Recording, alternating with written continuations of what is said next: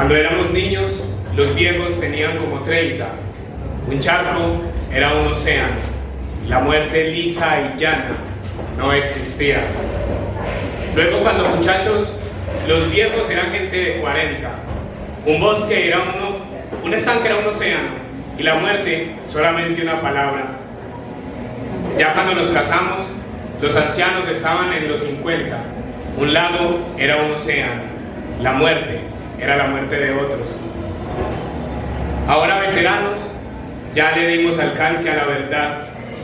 El océano es por fin el océano, pero la muerte empieza a ser la nuestra.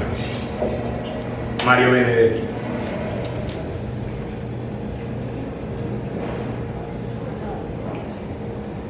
Buenas noches. ¿Cómo están? ¿Cómo van? ¿Qué han hecho? ¿Cómo me los ha tratado este calor tan infernal que está haciendo en Medellín?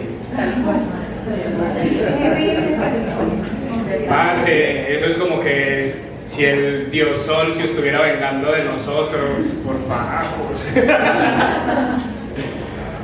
No sé, el sol está ensañado con Medellín estos días, y yo traje para vender disque 2 buzos, ¿ah? No, marica, es como irme a venderlos a Santa Marta. Estoy muy nervioso, hace rato no estrenaba un montaje y esta sensación me gusta un montón. Para esto estamos vivos, para esto hacemos lo que hacemos. Bienvenidos a Naturalia. Quiero arrancar pidiendo un aplauso para Naturalia, por favor.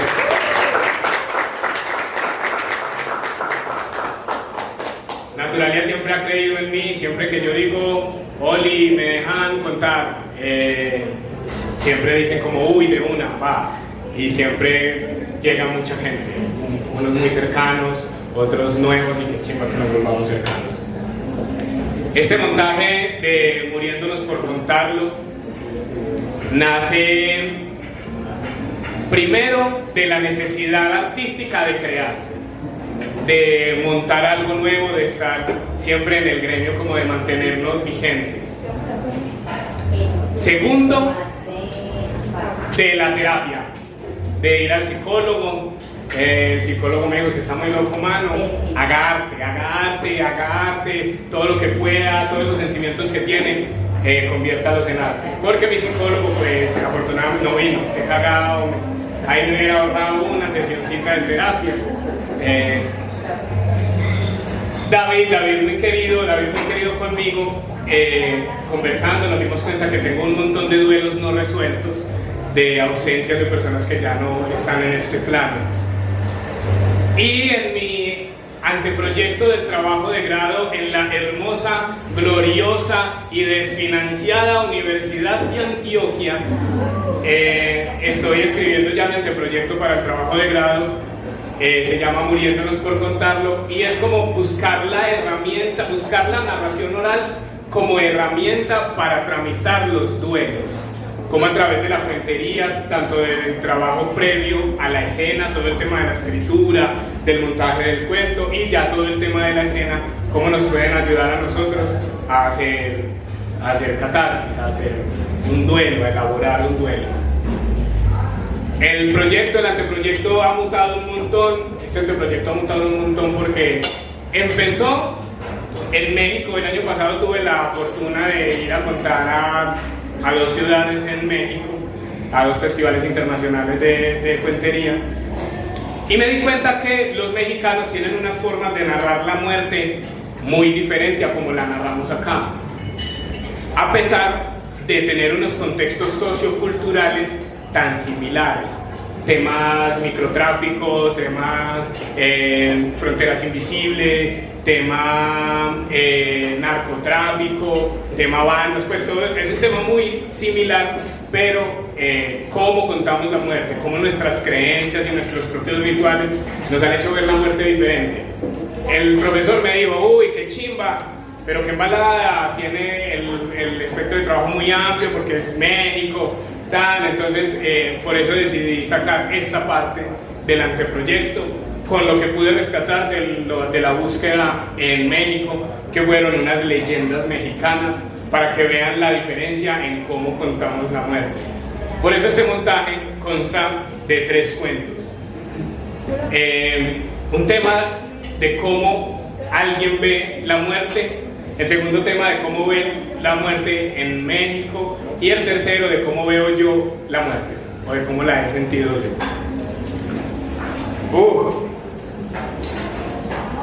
Bueno, parte del trabajo del anteproyecto es hacer unas preguntas, ¿cierto? Todo eso está quedando grabado, pero sus rostros no, ¿cierto? Pero la interacción es muy necesaria. La participación no, pues no, sí es muy necesaria, pero no es obligatoria, Porque vamos a hablar de la muerte, vamos a hablar de la muerte. Parce, ¿qué pensás de la muerte?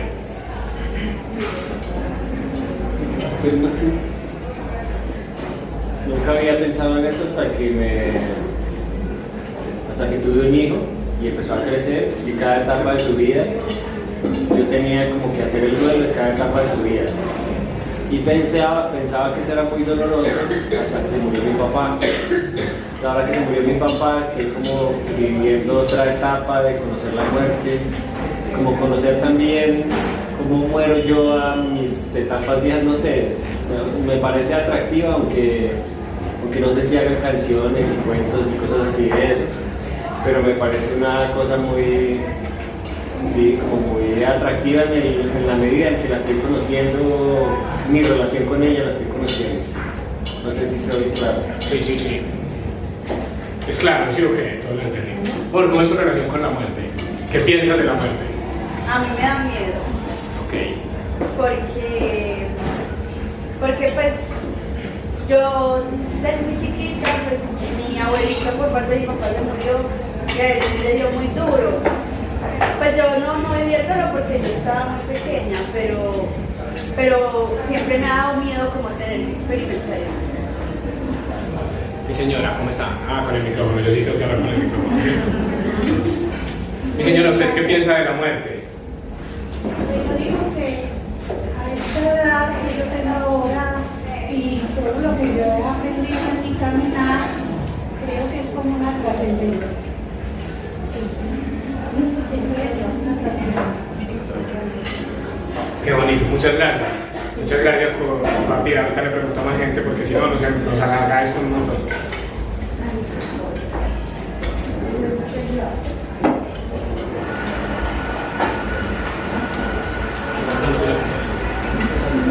Sí, para no interrumpir.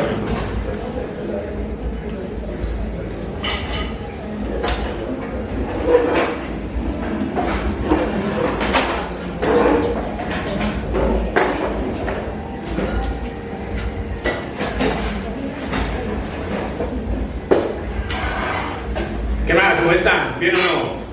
Que entraron quedando. Estaba esperando que se sentaran para hacerle la pregunta. Parce, ¿vos qué pensás de la muerte?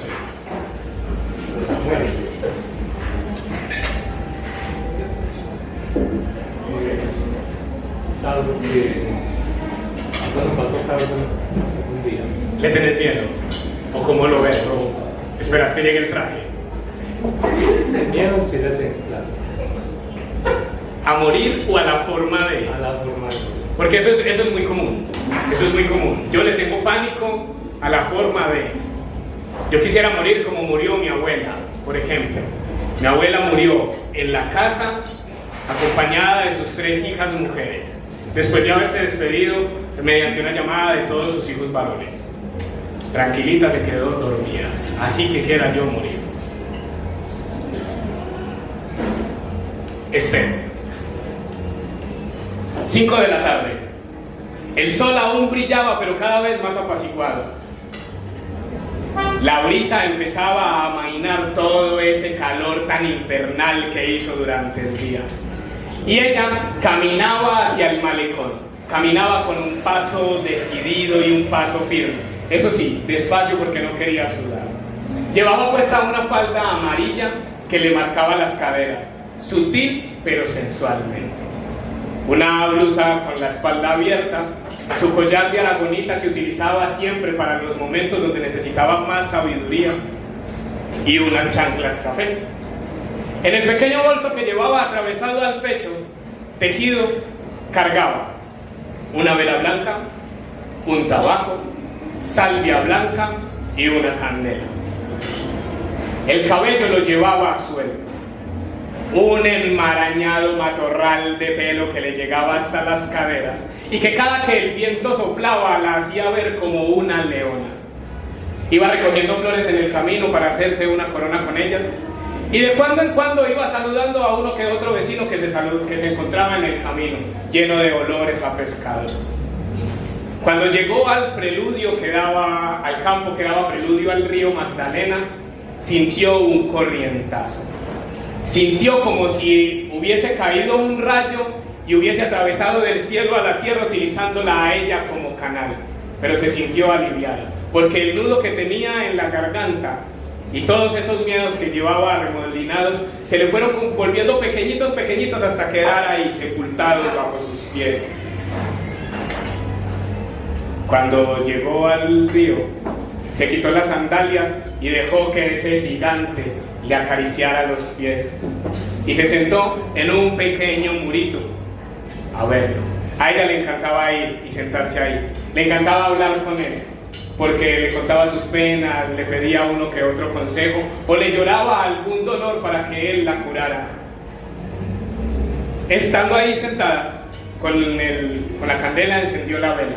Con la vela encendió el tabaco. 2 caladas eran suficientes para sentirse embombada, pero ella fumó un poquitico. Y cuando ya se sentía un poquitico más elevada, encendió la salvia blanca y empezó a conjurarse sabiduría, pasándola por círculos por todo su cuerpo. Ese día, él le habló a ella y le puso en su cabeza la imagen de cuando se unieron, ella huyendo y él como su cómplice que la salvaba de ese pueblo donde ella vivía y la llevaba al pueblo donde ahora estaba, ese pueblo donde nadie le preguntaba por qué lloraba en las noches o por qué sufría. Cuando la salvia empezó a consumirse, se la entregó al río. El río cada vez le mojaba más la falda y ella caminaba. Y el río le seguía hablando. Y el sol, el cielo se ponía anaranjado. Y el río le hablaba. Le mostraba todas las veces que se unieron a lo largo y ancho de su espesura. Le mostraba a su papá pescando en la canoa, a su mamá a la orilla del río lavando ropa ajena. Se veía a ella misma jugando con su mejor amiga de la infancia y en las noches robándose besos fugaces con ese primer amor. Y lo veía a él, con la camisa abierta, sucia, manchada, oliendo a sangre de pescado, con un machete desenvainado empuñado en la mano izquierda, mirándola con la cara de Lucifer. Lo veía a él atacándola una y otra vez en ese vaivén que no terminaba, y se veía a ella ahí sintiendo cómo las gotas de sudor de él le caían en la frente, mientras veía cómo los árboles bailaban al son del viento, indolentes ante lo que le estaba sucediendo a ella. Y veía la luna, esa luna llena amarilla a la que tanta ayuda le pidió, pero que nunca la escuchó. El sol se iba ocultando entre los árboles. El río cada vez le mojaba más arriba la falda y las lágrimas cada vez le mojaban más abajo la blusa. Y para no tener que secarse las lágrimas decidió cerrar los ojos. Y él le seguía hablando. Y ella, para demostrarle que lo estaba escuchando, se quitó esa corona de flores y se la entregó. Veía cómo su vientre se iba inflando con el paso de los meses luego del ataque de aquel hombre. Se veía encerrada en un cuarto de la casa porque su mamá lo ocultaba de la gente del pueblo. Se veía en el río con las piernas llenas de sangre mientras su mamá y su abuela cargaban un cuerpo uniforme que lloraba sin cesar. Veía ese cuerpo informe irse dando tumbos con el vaivén del río mientras su madre y su abuela se lavaban las manos con esas mismas aguas, se veía escapando en la canoa de su padre, pero también veía a su padre, que todas las noches llegaba con esa cara de tristeza, de desolación, de desilusión, hasta que un día se fue y no volvió jamás. Se veía montándose en esa balsa que se la estaba llevando el río incluso antes de ella montarse. Tenía su miedo como único faro, tenía los libros en su mochila como único mapa. La vela se iba consumiendo cada vez más, la luz era muy poca y de pronto el viento la dejó a oscuras, solo con el reflejo de esa luna amarilla y con un par de luces del caserío del frente. Y ella seguía hablando, porque él la conocía, él sí sabía por qué estaba huyendo, él sí sabía por qué lloraba en las noches. Sintió un poco de frío, porque era muy raro que en esa zona del país hiciera frío. Con ese frío sintió miedo y apretó entre sus manos el collar de aragonita para sentirse más sabia. Y sintiéndose más poderosa, se dejó abrazar por el río. La luna los vio pasar juntos. El río, la falda amarilla y el matorral de cabello iban danzando, amándose uno al otro, dando tumbos y golpeándose con todo lo que se encontraban en el camino. Ahí iba el cuerpo de Esther, como muchos de los cuerpos que han bajado por el río Magdalena, unos por voluntad propia, otros tanto en contra de su voluntad. Y solo ahí, cuando se fundieron en ese abrazo, el ritual hubo terminado.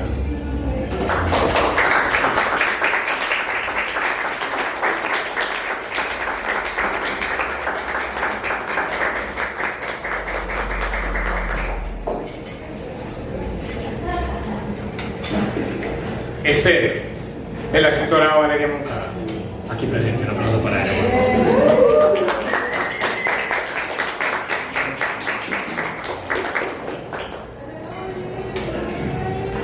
Sara, amor, ¿cómo estás? Muy bien.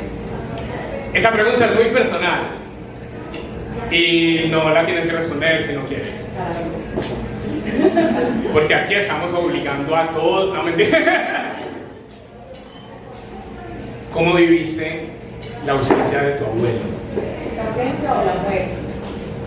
Lo que prefieras. Porque descubrí con la única muerte que he sufrido en mi vida lo importante que es la vida. La muerte ya está muerto. Lo único que me da tranquilidad para el proceso, para que fuera más tranquilo, es todo lo que pase con él en vida. Entonces descubrí que lo importante de la muerte es la vida. Gracias. André, amor, ¿vos has perdido algo? Nunca. María, ¿has perdido a alguien? Sí. ¿Cómo lo viviste? O sea, eso fue un proceso muy duro porque yo estaba en embarazo, yo tenía 2 meses de embarazo y mi mamá falleció. Entonces fue un choque impresionante, pero a la vez esperanzador porque se me fue la persona más importante en la vida, pero sabía que lo tenía él en la vida. Entonces eso me digo, es que hablen hasta lo frío Por supuesto. de todo eso, pero aquí está él y es mi motor y bueno. Se va una persona muy importante, pero Diosito te manda otra como para suplir esa tristeza tan grande. Gracias a él. Muchas gracias. Suegra, ¿cómo estás? ¿Cómo vas? Comiendo, entonces no habla. Siguiese preguntando y el periodista. Suegra, ¿usted cómo vivió la muerte de su papá? A ver, yo tengo una mentalidad de que la muerte es un paso, es un cambio de estado, sea, a mí no me da tan duro porque yo realmente apegada a las personas no soy.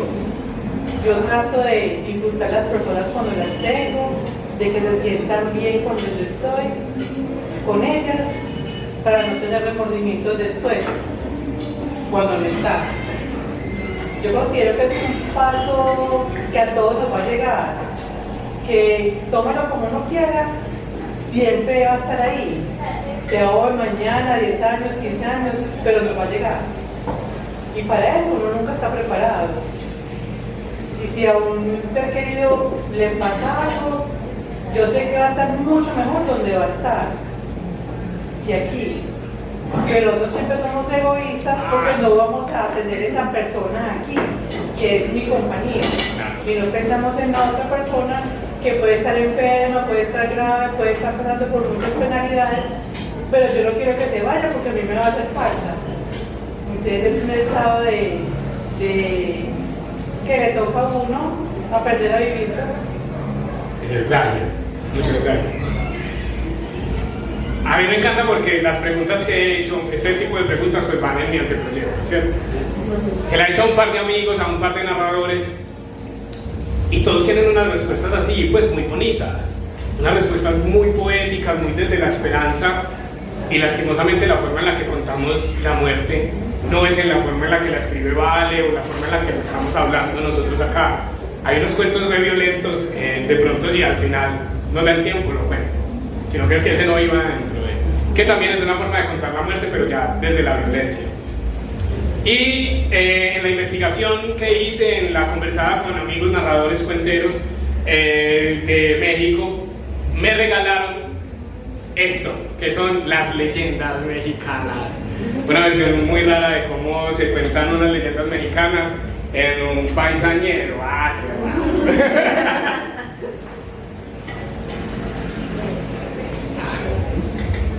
¿Sabes que como soy mi propio camarógrafo?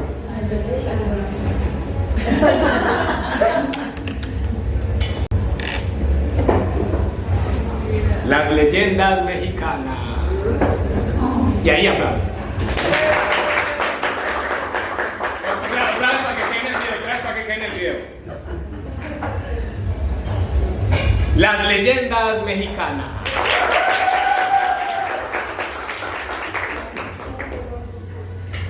Hace mucho, pero mucho tiempo, en un pueblo de México cuyo nombre no recuerdo porque es muy difícil de pronunciar. Sí. Las conjugaciones TL son muy difíciles. Tenochtitlán, uy, no, es muy difícil. En un pueblo de México cuyo nombre no puedo acordarme. Cuenta que vivía una pareja de esposos. Dos esposos que se amaban, llevaban una relación desde jóvenes y desde que contrajeron matrimonio intentaron quedar en embarazo y no podían. Hacían de todo, fueron a médicos, a chamanes, a brujos, nadie podía dar la razón de por qué no podían quedar en embarazo. Si los exámenes de fertilidad salían buenos. La señora un día se reunió con sus amigas, brujitas todas. Y todas, ay, mija, vea, ¿sabe qué? Yo le tengo un remedio para eso. Vea, usted toma 2 hojitas de esto, las pone a hervir, se la toma, y con eso llega la otra y le dice, no, mija, vea, ¿sabe qué es mejor para eso? El jugo de cardamomo. Vea, usted se hace 3 litrados de jugo de cardamomo por la noche. Empezaron a darle recetas. Al final, todas reunidas en círculo, encendieron una vela, oraron, rezaron, cantaron, pidieron para que ella pudiese quedar en embarazo. Y un par de meses después, la bendición. Una niña hermosa, una niña preciosa con el cabellito negro lisito, con los ojitos, con la nariz anchita, panchita, típica mexicana, ¿cierto? Bajita, pachonchita, bonita, una mexicanita bonita. A medida que la niña iba creciendo y que los padres le enseñaban todo lo que a muchos de nosotros nos han enseñado bajo los estatutos de la religión católica, que es uno antes de dormir siempre el Padre Nuestro y el Ángel de la Guarda como mínimo. A la niña, obviamente, Padre Nuestro, Ángel de la Guarda, Dios te salve, y todas las noches ella solita cuando empezó a hablar rezaba. Y cuando terminaba de rezar, se arrodillaba, ponía las manitos encima de la cama y empezaba. Ah, no, para acá está la cama. Papito Dios, te pido que cuides a mi mamá, a mi papá, a mi perrita Lulu, a mi amiguita Sofía y a mi profe Guadalupe. Ah, y también que cuides mucho al diablo. Amén. El primero que lo escuchó fue el papá. Papá, como tan raro. Yo sí escuché bien. Tan raro. Al otro día, el papá se paró en la puerta cuando ya la niña se iba a acostar, se paró en la puerta así como escondido para que no lo viera, y la niña otra vez arrodilladita con las manitos encima de la cama. Papito Dios, te pido que cuides a mi mamá, a mi papá, a mi perrita Lulu, a mi amiguita Sofía y a mi profe Guadalupe. Amén. Ah, y también que cuides al diablo. Amén. El papá sí se preocupó. Y esa misma noche habló con su esposa, muy preocupado, mi amor. ¿Cómo es posible que la niña esté rezando y pidiendo por el diablo? ¿Cómo es? Pidiendo por el diablo. ¿Vos sos bobo? A ver, el nombre de México. ¿Vos sos bobo? Gregorio Vicente.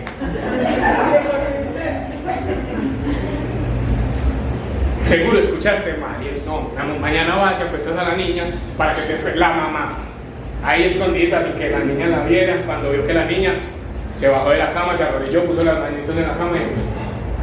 Papito Dios, te pido que cuides a mi mamá, a mi papá, a mi perrita Lulu, a mi amiguita Sofía y a mi profe Guadalupe. Y también que cuides al diablo. Amén. La mamá sí ya se paniqueó del todo. Sí, ya la mamá como, ay, mi muchachita se está enloqueciendo. ¿Cómo es eso de que el diablo mínimo va a salir satánica? Va a escuchar, no sé, Belanova, Panda, va a escuchar las cosas satánicas del diablo. No, yo eso no puede permitirse. ¿Cómo es eso posible? Entonces al otro día, bien tempranito en la mañana, se fueron para donde el cura. Obvio, porque el cura todo lo puede, todo lo sabe, todo lo limpia, todo lo cura. Porque es un cura. Llegó donde el cura, ay, padre, es que vea, tenemos una preocupación muy grande porque nuestra hija, todas las noches que reza, pide por el diablo. Que a Diosito no se le olvide cuidar al diablo. Y el cura le responde, no, a María, no, a María. No, porque estoy en México. Entonces le responde como, no manches, pues órale. No tienen por qué preocuparse. Es mejor que la niña pida por el diablo para que no esté andando por ahí haciendo sus diabluras. Mejor que lo tengan bien aplacadito, mi Dios. Entonces dejen que la niña pida por el diablo. Los papás no le hicieron caso al cura. Y llegaron y esa noche le pegaron su correazo y le dijeron, usted no puede volver a pedir por el diablo, eso es pecado, el diablo es malo y nos corrompe. Usted no puede pedir por el diablo. La niña, como era una niña bien juiciosa, le hizo caso a los papás y desde ese día nunca volvió a pedir por el diablo. Pero con el transcurso de los días, donde la niña no pedía por el diablo, la niña empezó a enfermarse. Cada vez se veía más apagada, se veía pálida, ojerosa, con el cabello como sin brillo, triste, callada. Los papás la llevaron al médico y efectivamente se dieron cuenta que la niña tenía una enfermedad incurable. Tan incurable que le dieron 6 meses de vida. Lastimosamente la niña solamente logró vivir 3. Los papás muy preocupados porque era una familia muy pobre donde no les hacían falta sino lo necesario. No tenían el dinero suficiente para enterrar a su hija. Se fueron de casa en casa, hicieron bazares, vendieron rifas, hicieron de todo para conseguir el dinero para poder enterrar a la niña. Pero no lo consiguieron. Una noche, mientras lloraban el cuerpo de su hija en la sala de la casa, recibieron una llamada del colegio, una donación anónima de un cheque en blanco para cubrir todos los gastos del entierro y del funeral de la niña. Los papás no lo podían creer, para ellos era algo realmente muy extraño porque ¿quién iba a hacer algo así con una familia? Pues era muy raro.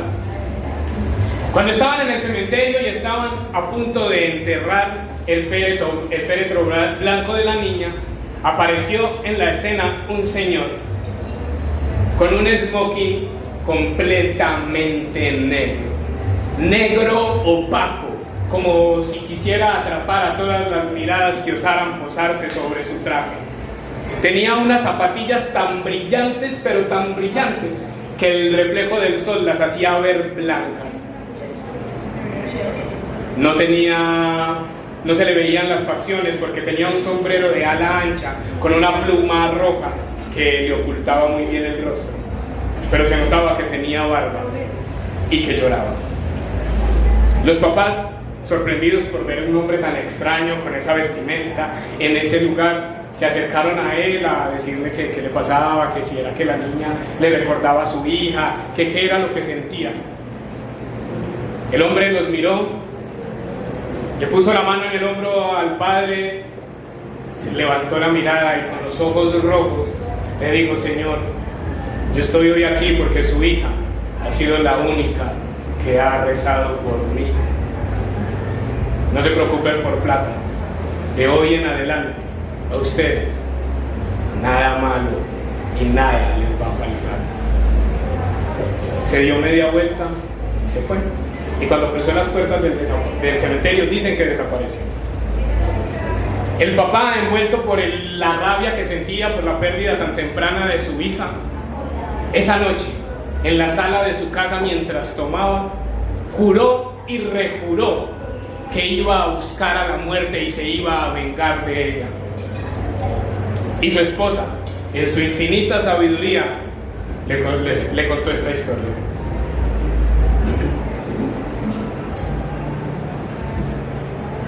Hace mucho más tiempo del que les estoy hablando, justo la noche en que estaban enterrando a su madre, 3 hermanos juraron vengarse de la muerte. El problema era que todo el mundo pensaron que se iban a vengar de la persona que había matado a la mamá, pero pues la mamá no había muerto por culpa de otro ser humano. La mamá había muerto de vejez, porque a todos nos toca. Los hermanos, como en su infinito desconocimiento y en su infinita ignorancia, juraron y rejuraron que iban a buscar a la muerte e iban a acabar con ella. Empezaron a buscarla por todas las calles del pueblo, pero la muerte no se apareció.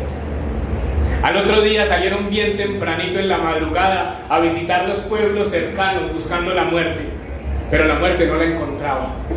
Cansados y exhaustos de tanto buscar, decidieron sentarse en la plaza principal de un parque. Y como en todo parque, cuando alguien ve a una persona forastera, ¿usted quién es? ¿Y para dónde va? ¿Y de dónde viene? Los 3 hermanos le contaron a la persona que les preguntó que venían errantes buscando la muerte y que necesitaban vengarse de la muerte, que necesitaban matar a la muerte porque estaban cansados, hartos de que se llevara a sus seres queridos, a los familiares de sus amigos. El Señor les dijo: vea, yo a la muerte no la he visto, yo a la muerte no la conozco, pero en la casa de la esquina hay un señor que tiene a su esposa moribunda. La muerte debe estar que llega a hacerle la visita a la señora. Si ustedes van y esperan, probablemente la vean. Los 3 hombres, como guardianes, se pararon en la puerta del hombre a hacer vigilia. A eso de las 2 de la mañana salió el hombre con la cara desfigurada, llorando, preguntándoles que si habían visto a la muerte, que había acabado de hacer su trabajo. Pero los hombres no la encontraron. Ese mismo hombre les dijo que quizá en el pueblo vecino, que en ese pueblo existía una bruja, y que esa bruja, como la mayoría de las brujas, tenía contacto directo con el diablo, y que si tenía contacto directo con el diablo, pues probablemente tendría contacto directo con la muerte. Los 3 hombres, sin importar la hora, emprendieron marcha hacia el pueblo. Llegaron a la casa de la supuesta bruja, tocaron, pero nadie salió. Se sentaron ahí a hacer guardia, a esperar a la bruja, porque pues ya estaba de día y pensaron que de pronto las brujas no salían de día, que las brujas solamente salían por de noche a hacer sus fechorías, a hacer sus daños, sus maldades, como si fueran vampiros. Sabiendo que la bruja María Fernanda Capra, no mentiras,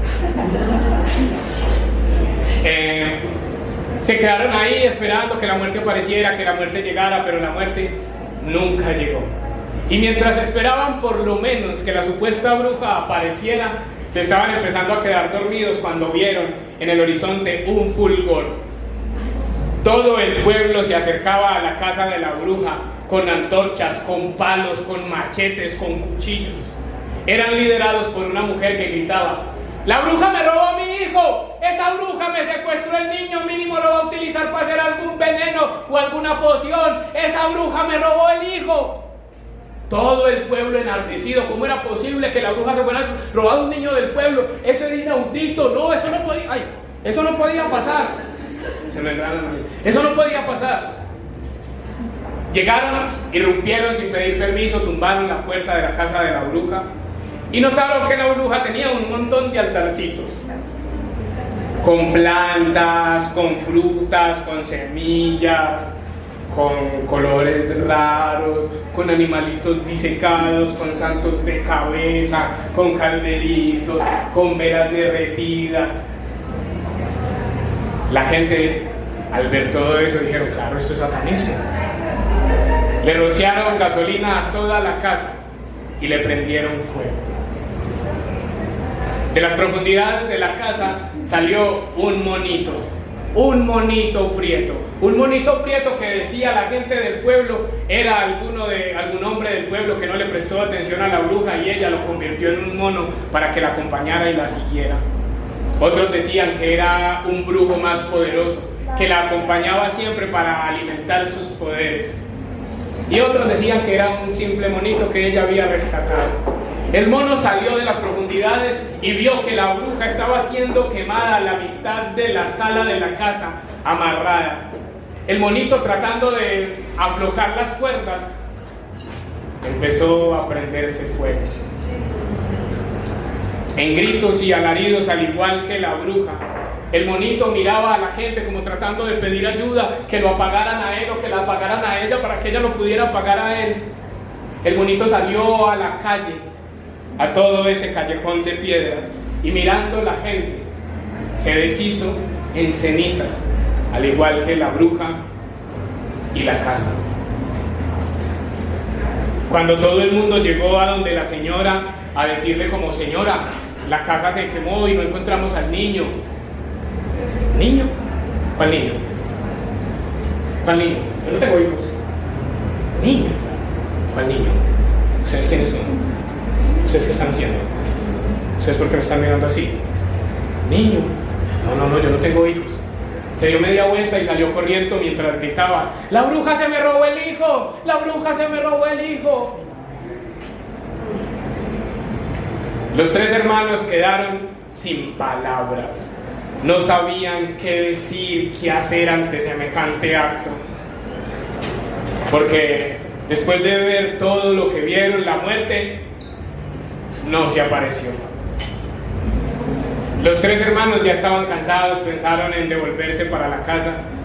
Y cuando estaban como tratando de tomar la decisión, se acercó a ellos un hombre con un smoking negro y opaco, como si quisiera robarse las miradas de todos aquellos que quisieran posarlas sobre él. Y tenía unas zapatillas brillantes. El rostro casi no se le veía porque tenía un sombrero de ala ancha con una pluma roja que no le dejaba distinguir las facciones. El hombre se les acercó y les dijo que en la punta de ese cerro había un árbol tan grande que no iba a ser capaz de ser rodeado por 10 hombres tomados de las manos, y que en ese árbol ellos iban a encontrar la muerte. Pero que mucho cuidado, que fueran juntos, que solamente si iban los tres, ellos iban a encontrar la muerte, si iban solos, no. Los tres hermanos, obviamente, como tres hermanos criados, la fraternidad de la hermandad, que se amaban y se querían, emprendieron rumbo al cerro. Cuando llegaron al cerro, efectivamente se encontraron con una ceiba gigante que era imposible ser rodeada ni siquiera por 20 hombres tomados de las manos.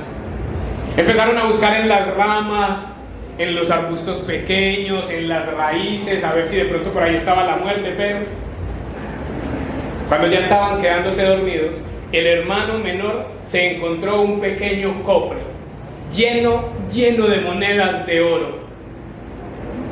Lo primero que hizo el hermano menor fue despertar a sus hermanos mayores y mostrarles lo que había conseguido. Al hermano mayor los ojos le brillaron de codicia y ahí empezó a idear el plan. El hermano del medio se despertó y el hermano mayor lo llamó aparte, le conversó el plan y mandaron al hermano menor a que bajara por agua, que estaban teniendo mucha sed, que el calor, etcétera, que fuera por agua. Y él, como era el hermano menor, como pues todos sabemos que al hermano menor es al que le toca hacer los mandados, ¿cierto, Carmen? Sí. Al hermano, ¿cierto? ¿Cierto? Sí, qué pecado, Pablo. Sí, claro, el hermano menor es el que hace los mandados. Hay veces. Otras veces el hermano menor saca sus responsabilidades. También es cierto, también es. Ay, sí, sí. Es porque es el mimado y es la ñaña. Ah, sí. Como era el hermano menor, pues, y era servicial, bajó por agua. Pero conocía la codicia de su hermano mayor. Así que separó 2 frasquitos de agua. Una con agua limpia y una con agua a la cual le había echado un par de hojitas venenosas que se había encontrado en el camino. Cuando llegó otra vez al árbol, vio que su hermano mayor había escondido el cofre y que escondidito detrás de unos matorrales se veían solamente 2 montoncitos de monedas. El hermano menor increpó a su hermano mayor que cómo era posible, que si ellos eran 3 porque solamente habían 2 montoncitos de monedas, a lo que el hermano del medio se abalanza por detrás, lo tiene aprisionado y el hermano mayor lo apuñala 3 veces en el vientre, mientras el cuerpo del menor cae en un charco de sangre. Por fortuna de todos, la botella de agua que cogen los hermanos es la botella con el veneno. Empiezan a tomarse el agua, a terminar de separar las monedas, a contar con exactitud la cantidad para cada uno. Y mientras están contando las monedas, los dedos se le entumen, la boca les pesa, las rodillas no le responden, la espalda le duele y ahí lentamente fueron cayendo el hermano mayor y el hermano del medio muertos al lado del cadáver ensangrentado de su hermano menor. Así le dijo la esposa al esposo que la historia terminaba. Si es verdad, no lo sé. Si es mentira, mucho menos. Lo que yo sí estoy seguro es que el papá de la niña, al escuchar esa historia, no quiso buscar a la muerte. Porque él, al igual que yo y al igual que ustedes, nos dimos cuenta que los 3 hermanos, esa noche en ese cerro, sí encontraron la muerte.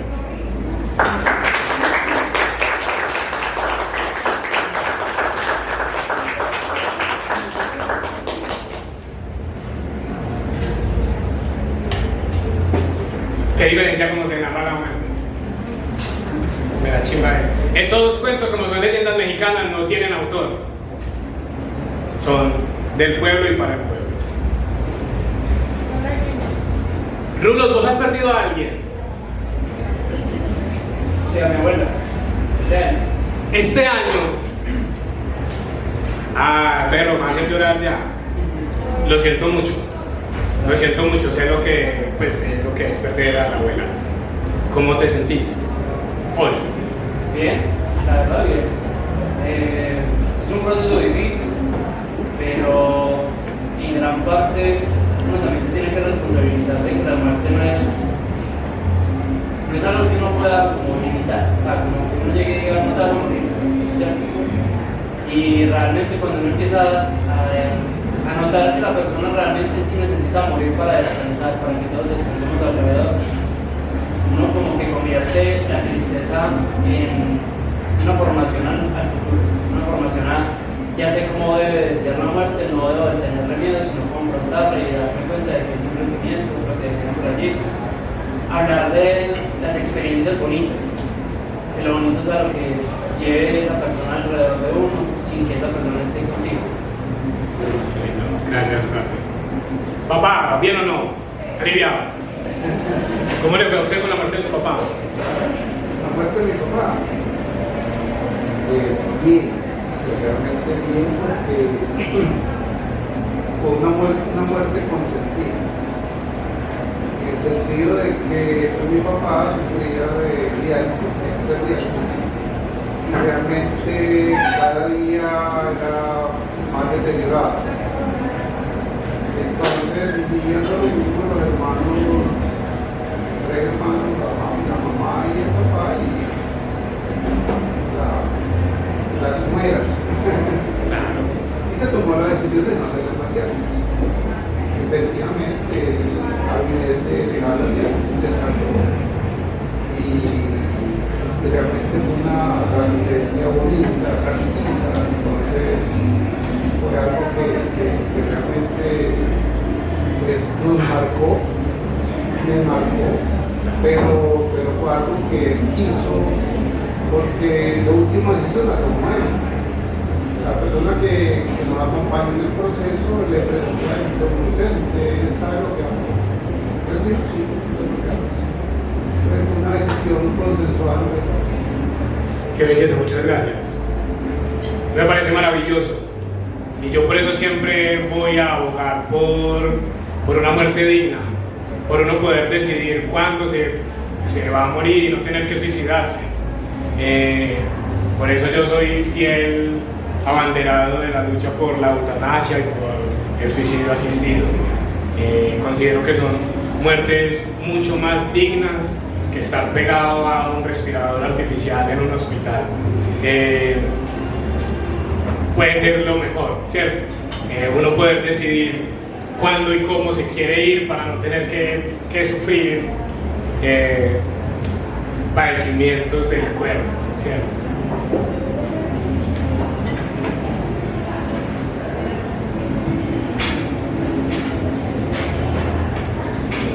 La promesa.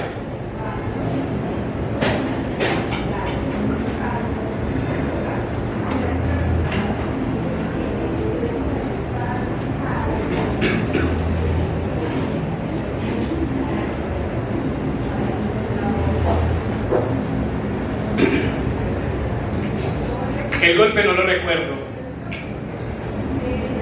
Quisiera, pero no lo recuerdo. Lo que sí recuerdo es mi caricia en su mano y la última vez que le dije te amo. Y luego, oscuridad. El primer sueño que tuve con ella, estaba yo en un escenario, en una mesita, en un escenario como de 2x2, no muy alto, aproximadamente 30 centímetros de altura. Tenía unas luces de piso como que reflejaban más o menos la altura de la tarima. Era un cuarto oscuro, negro completamente, no se veía absolutamente nada. Y yo estaba parado contando un cuento. Mientras estoy contando el cuento, diagonal, se abre una puerta alta, con una luz amarilla.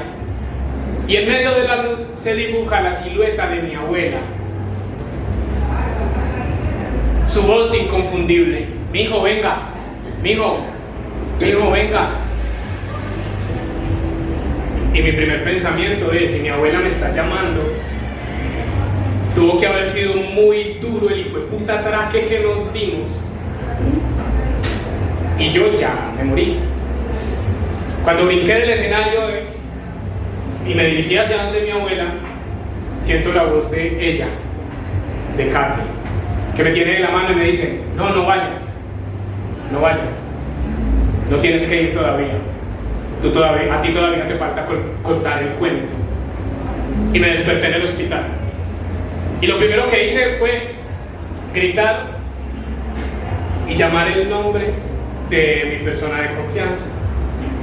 ¡Juan! Todo me dolía, no era capaz de mover ni siquiera los párpados. Le pregunté a Juan por los muchachos, me dijo que Cata y Cami estaban al lado de allá. Fue muy particular, esto no va dentro del cuento, pero quiero contar anécdotas de una vez. Cuando yo despierto y grito Juan, a este lado hay un señor, y yo escucho la voz de Juan. Flaco, aquí estoy. yo casi pierdo el ojo derecho. Y este lo tenía muy hinchado, entonces no podía abrirlo bien. Entonces yo veía a un viejito, muy viejito, hablándome, y yo lo miraba y yo, pero usted no es Juan. Y Juan por allá, aquí estoy. Hicimos el inventario de todos. Me contó que Kate, por la premura de lo que había sucedido, tuvieron que llevarla a otro hospital. Y yo con eso, contento, tranquilo.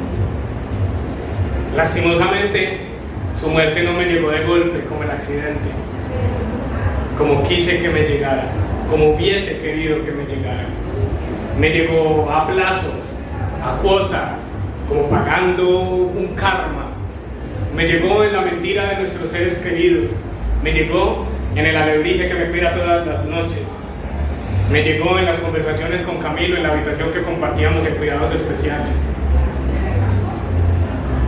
Y después de mucho tiempo entendí que la muerte, cuando llegó por ella, se sentó en la camilla en la que yo estaba a mirarme, indecisa, sin saber qué hacer conmigo.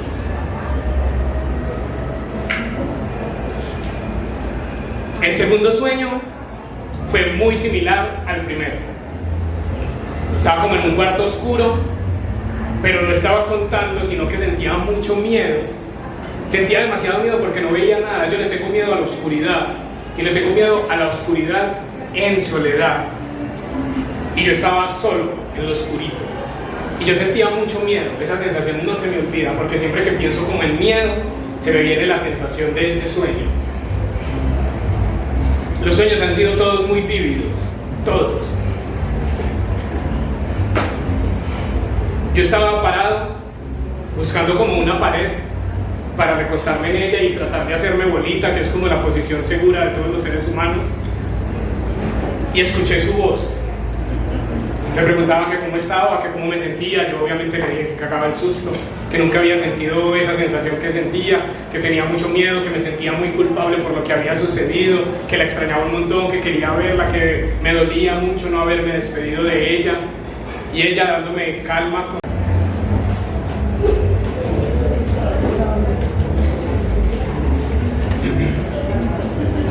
Me tenían que hacer literalmente todo. Todo.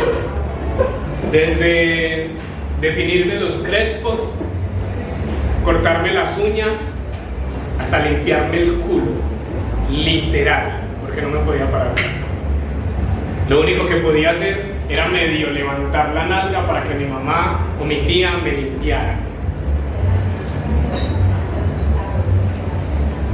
Como artista me he sentido inútil muchas veces, y se me quita cada que cuento. Como ser humano solo me he sentido inútil una vez y no se me ha quitado. Y es mi miedo más grande en este instante, volver a tener que depender de un ser humano, de otro ser humano, por más amor que me tengan. Me cuesta mucho el hecho de sentirme una carga, porque es lo que menos quisiera, sentirme una carga para nadie. Por eso también abogo por la libre elección del momento en el cual morir, porque no quisiera que mi cuerpo tuviera que depender de otras personas para poder estar vivo, y menos pues que no tengo hijos y no pienso tenerlos. Entonces es bien complejo. Pero después de todo entendí que el cuerpo puede seguir funcionando, así la mente esté vuelta añicos. Me costó mucho volver a caminar. Me costó mucho soltar el bastón. Hoy todavía me duele un montón la rodilla en las noches y me despierto llorando del dolor. Pero seguimos dándole. Yo me sentía como la mierda. Yo realmente, de dientes para afuera, era muy jijiji, jajaja, chistecito, tan, pero realmente yo me quería morir. El único que realmente sabía cómo me sentía yo era David, que todos los días me decía: no vas a hacer alguna huevonada, no vas a hacer alguna huevonada. Yo parce, no puedo, igual no tengo cómo, estoy aquí encerrado, no me puedo parar. y matarme aquí para dejarle este mierdero a mi mamá, no tiene cuándo. Porque le toca a ella solita limpiar todo ese reguero, no quiere. Afortunadamente no lo hice. Afortunadamente no lo hice porque se cruzó. A veces se cruza, a veces se sigue cruzando.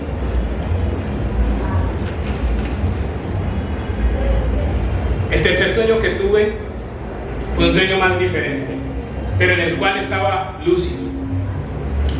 Estábamos en el baño del apartamento donde ella vivía. Yo estaba en la ducha y ella estaba en el lado del espejo terminándose de maquillar.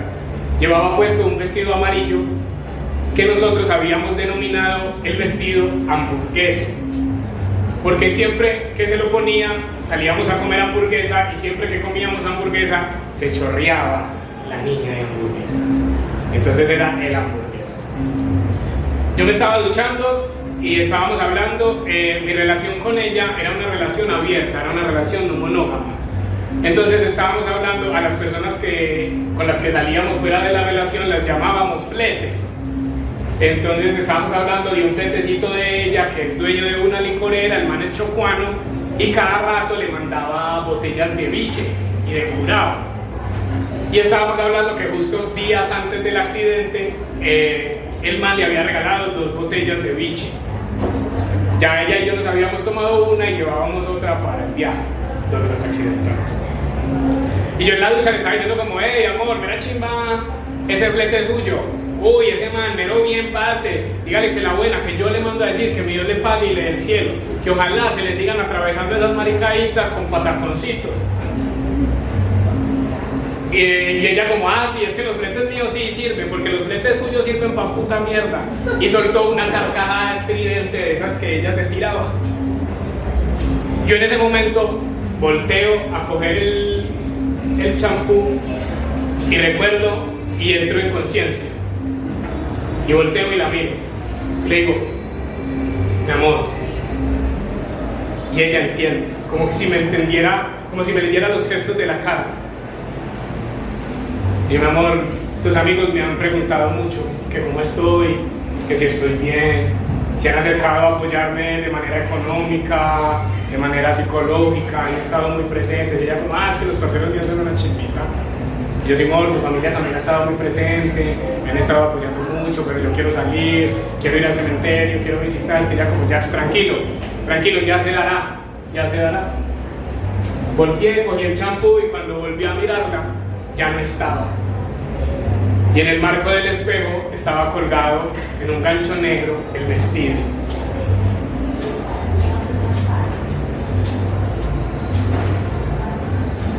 Ha sido bien difícil, a veces todavía como que pienso en esos momentos en los que la mente me bota el cambio. Yo también le tengo mucho miedo a la muerte, pero pienso en ella todos los días de mi vida. A veces el insomnio me ataca, es porque estoy pensando en la muerte. No lo voy a hacer, me considero bien cobarde para hacerlo. Bueno, es que es complejo, porque considero que la persona que lo hace tiene que ser muy valiente para hacerlo. Y yo me considero muy cobarde para hacerlo. Desde eso han pasado ya casi 3 años, 4 años casi, diciembre del 2022. Una de las cosas que aprendí de ella es amar mucho, amar lo que más dé, no amar hasta que nos duela. El amor no tiene por qué doler, no tiene por qué, y menos si viene disfrazado de un golpe y después de un besito, no, o de una mentira y un besito, no, el amor no tiene por qué ser así. Hay unas formas completamente diferentes de amar. Amen lo más que puedan. Después de esa experiencia yo he amado mucho, he amado profundamente a mujeres maravillosas que se han cruzado en mi camino, y hoy amo profundamente a la mujer que camina conmigo. Y por eso mi consejo es, amen, porque somos instantes corticos. Hoy estamos y mañana no lo sabemos. Esto, más que un anteproyecto, más que un cuento, más que un montaje, Esto es cumplir una promesa. Muchísimas gracias.